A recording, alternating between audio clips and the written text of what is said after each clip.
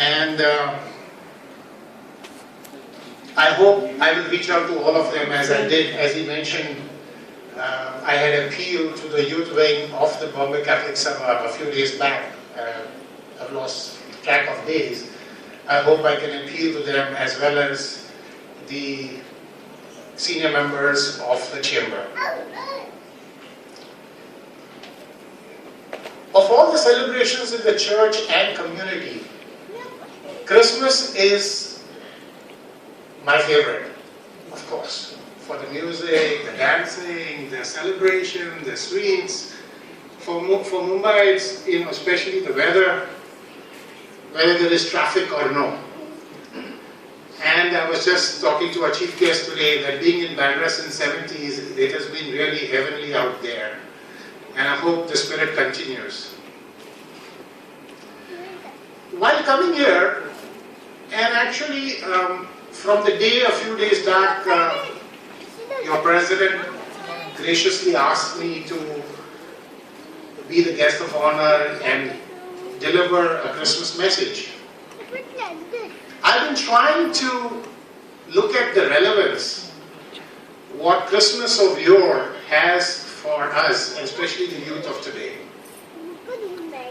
And one thing, of course, struck me in terms of context.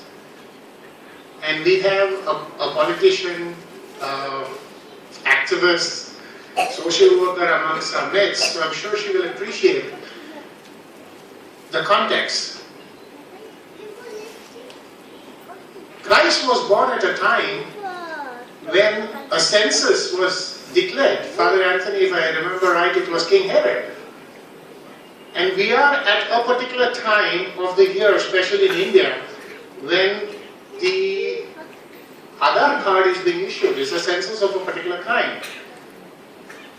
So especially for us Christians, it holds a great amount of relevance, especially to the youth. Make sure you all get registered well in time. Christ and the divine family set that example for all of us. We know that they set out on that journey just to fulfill their obligation and get themselves registered at Bethlehem. So I hope that this message comes out clear right from Bethlehem days, that we all have a responsibility towards our community. So registration is a must. I'm sure our chief guest is going to tell us some things about that as well. So the relevance definitely is there, even though it was 2,000 years back. Now since childhood, all of us have been hearing various stories about Christmas times. Through tableaus, through catechism classes, sermons, and talks. And most of those Christmas messages have revolved or have directed our attention towards the Holy Family, Mary, Joseph, and the Divine Child, the manger, and the infant Jesus. Again, since the last few days when your president asked me to prepare a message for you, my mind has been racing through all the years gone by to delve into all my experiences, both religious, spiritual, and of the worldly kind, churn out and come up with something that would be very relevant, especially to the youth of today. And just as I walked into the hotel today, two words and two experiences actually stay stuck with me. And I think it would be relevant. I hope it will be relevant, and I hope it will have meaning, especially to the youth of today. Some years back, on one of my business trips in Kerala, I was escorted around during the day by a young man. He came across to me as a very intelligent, very honest, very smart young chap. At the end of the day, I was curious, and also out of gratitude, I invited him over to my hotel to say, let's have a drink together.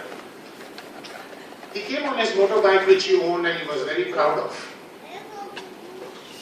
He seemed to be very up to date about all the worldly happenings. The politics, the movies, the fashion and style. And finally, when I asked him how much he was drawing as salary, I was surprised to hear that he was drawing only 6,000 rupees. Now, why was I surprised? Because I thought he was clearly worth 25,000 rupees a month. I couldn't help but tell him, how do you manage with this kind of money? And he said this, it's not how much you earn that matters, but how much you spend that dictates your lifestyle. Now that, my daughters and the young girls and boys here, is the message for you. Frugality. You can delete that part. Isn't that amazing? Now why did this make relevant today? Because baby Jesus, Christ the Prince, the Savior of mankind, God's only begotten Son, could have chosen a much more exalted birthday for himself. But what did he choose to do? Very frugal. He chose to be born in a manger. The rest of the story has been drummed into you several times. But let's pick this one aspect of that particular birthday, that Christmas that we've been celebrating all our years, frugality. Because it's out of frugality, I think, will come generosity. Vivek was just telling me this evening about a section of our society that does checkbook donations. He says that really doesn't help. So if generosity comes out of frugality, I think it will have deep meaning and effect on society.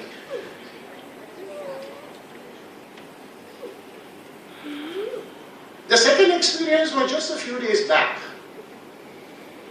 A few colleagues of mine and some friends who were experts from the industry, I called them to be on the expert panel, and we were down doing campus recruitment. And during the recruitment drive, we heard some very heartrending stories of poverty, of struggle, orphans working so hard, doing 2 jobs during the day, helping their sickly parents and paying for themselves through the education. At one particular time, I got so overwhelmed during the one-to-one interview that I got up. I had tears in my eyes many times, on many occasions. And in one particular case, I got up and I hugged the candidate. Now you will agree, I'm sure this must have been never done at a campus recruitment ever, but that's me. And what really happened after that, when we were all returning home, one of my colleagues, who's a very accomplished person, he's a medical doctor, he went on to do his PhD, he was a scientist, worked many years in Germany, recently returned after doing an MBA in one of the topmost universities of the world, and he comes down and he tells me, Alfred, thank you for giving me this opportunity to be with you during this campus recruitment. I said, on the contrary, I've got to thank you. He says, no, I want to share something with you. I said, what? He says, I suddenly realized that life has been so easy for me. I have taken so many things for granted. And I really feel humbled now, he says, after listening to these struggles that these children have been having, just to go through basic education.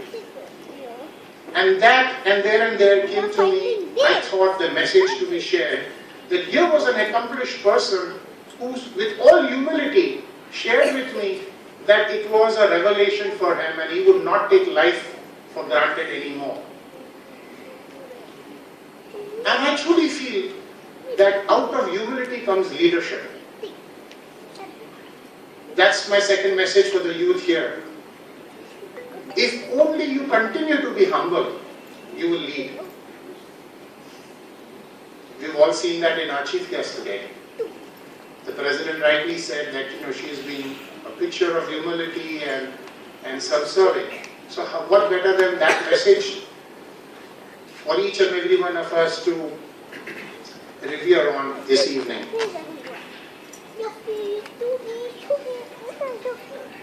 So my message therefore would be short and sweet. Along with frugality and humility, let us therefore this Christmas learn from Joseph's sense of obedience, Mary's undoubting faith, and baby Jesus' example of humility and frugality. Keeping this in mind, let us all resolve to serve each other, our community and the nation with humility, faith and obedience. Thank you very much. My family and I take this opportunity to wish each and every one of you a Merry Christmas and a Happy New Year. Thank you.